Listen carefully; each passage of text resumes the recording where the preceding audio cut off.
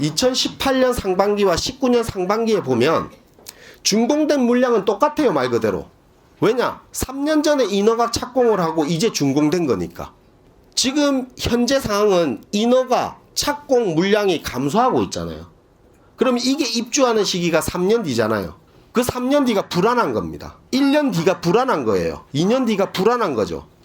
그 불안한 심리가 현재 주택을 구매하고 있는 심리예요. 그게 가격을 올리고 있는 시장이잖아요, 지금.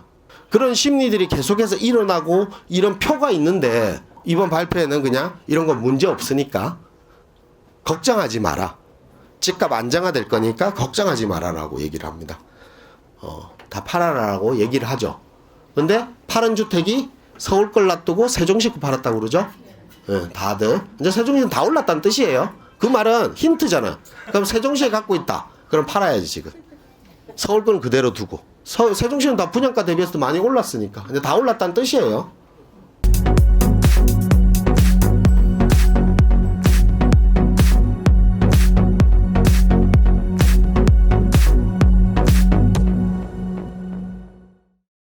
말도 안 되는 얘기가 또 나오더라고요. 실수요에 대응하는 공급은 충분하다. 실수에 대응하는 공급 물량은 충분하다. 서울 아파트는 지난해 4만 5천 호에 이어 올해와 내년에도 연간 4만 호 이상의 공급된다.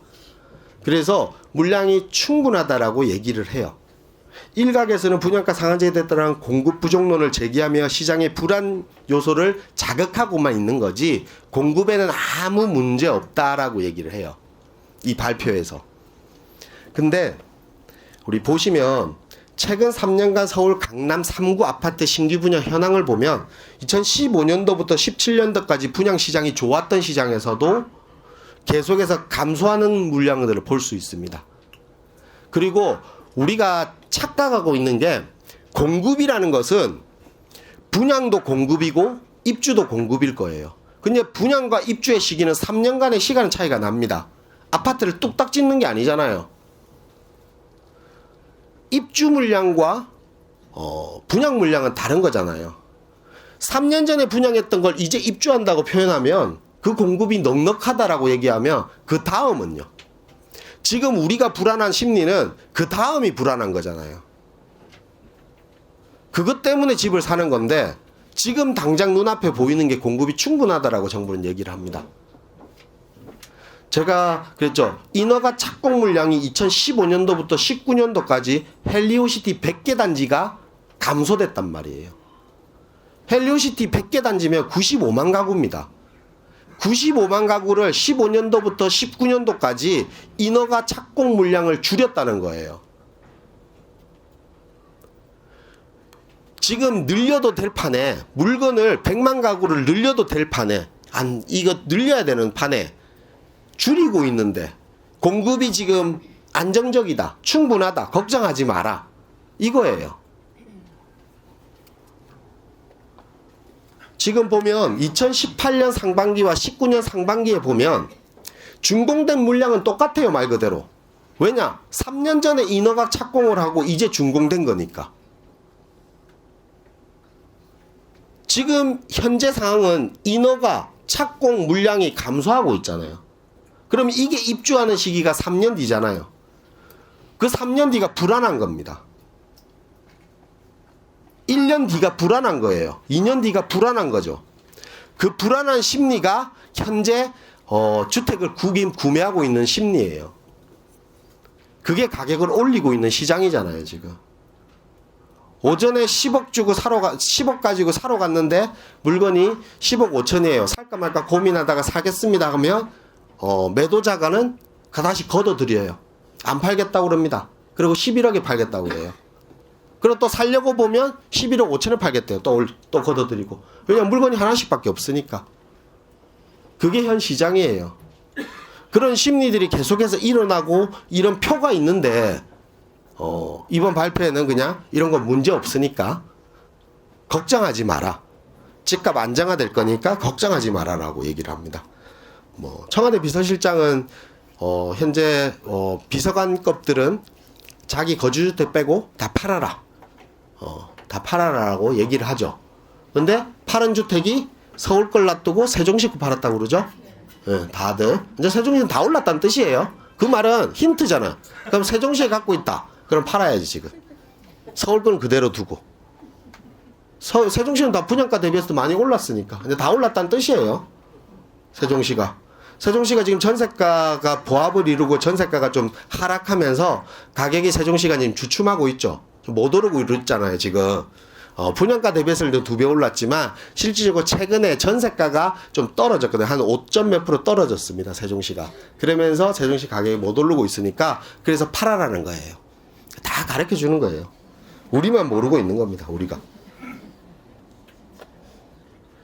또 대책에 이제 나온 이유가 뭐냐면 풍부한 시장 유동성이 주택시장에 유입되고 있다라는 겁니다. 그래서 저금리로 자금 조달 비용이 낮고 LTV 규제로 인해서 대출 규모가 제한되다 보니까 높은 전세가율을 이용한 전세 대출을 받아서 투자를 한대요.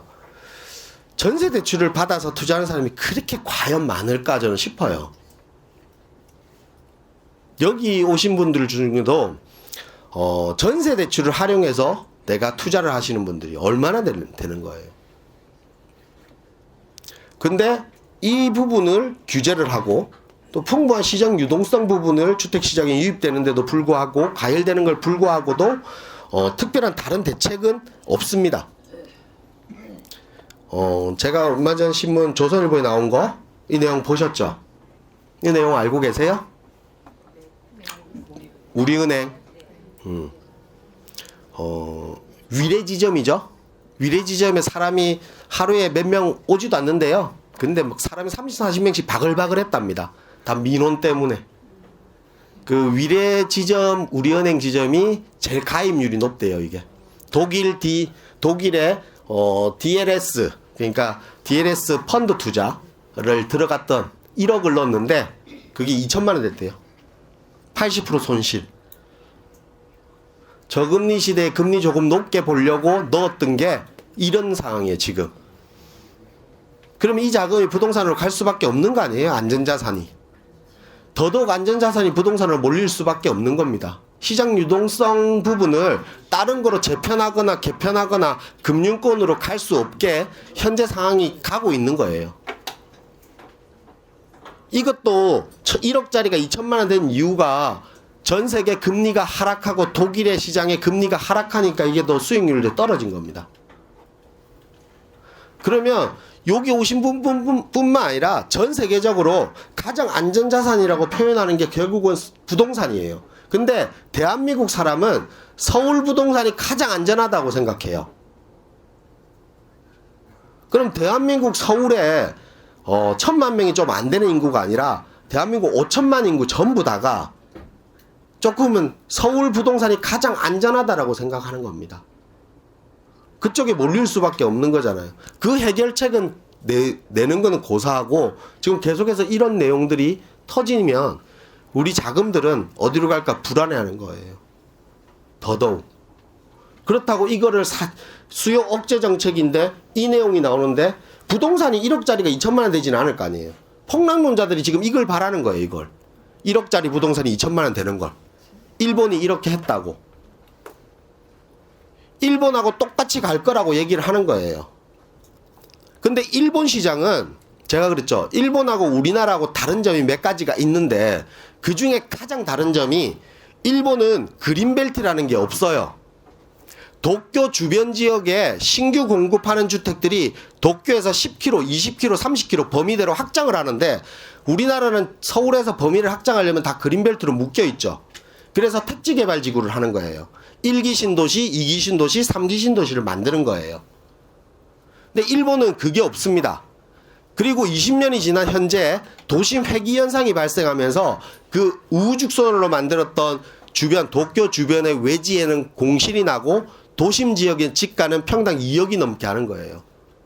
일본의 집이 반토막 났다, 뭐 5분의 1토막 났다라고 얘기하지만 실질적으로 도쿄 중심부에 있는 롯본기라든지 이런 지역은 분양가 대비했을 때 10배에서 12배씩 올랐어요.